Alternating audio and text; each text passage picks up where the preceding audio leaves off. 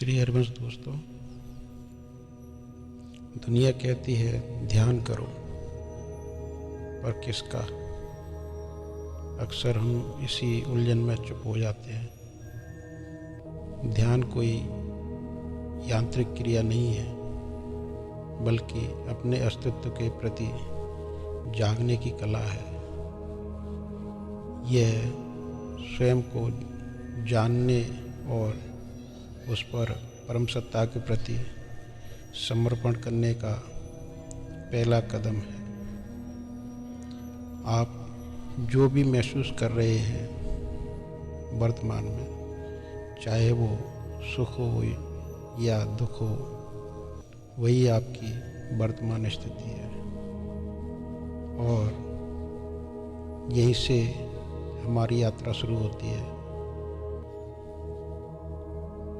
मांडुक्य उपनिषद हमें हमारे होने की 4 अवस्थाएं बताता है। पहला है जागृत, दूसरा है स्वप्न, तीसरा है सुषुप्ति और चौथा है तुरीय।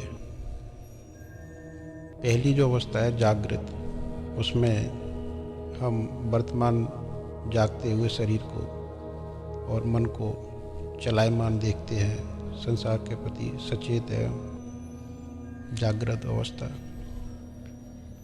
दूसरा है स्वप्न, जहाँ मन और कल्पनाओं की दुनिया में घूमने की प्रक्रिया है, जिसको हम सपना देखना बोलते हैं। तीसरी जो अवस्था है सुषुप्ति, ये इसको गहरी नींद, जहाँ ना तो मन होता है ना शरीर होता है, सिर्फ प्राण ही आपका पोषण करने में लगे होते हैं। यानी कि इस शरीर को, मन को पूरी इसको व्यवस्थित करने में लगे होते हैं। लेकिन असली रहस्य है तुरीय।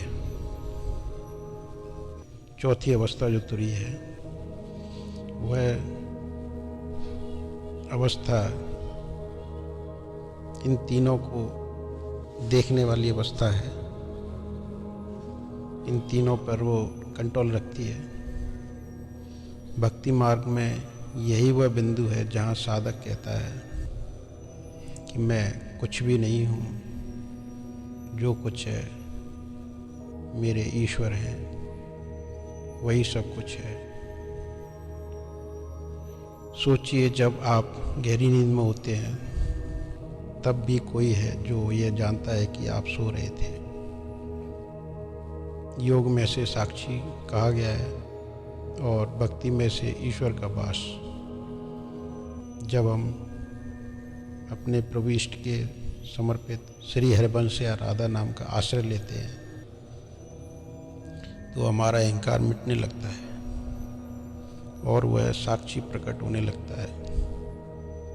ध्यान का अर्थ ही है स्वयं को मिटाकर उस प्रज्ञान या परमात्मा में लीन हो जाना।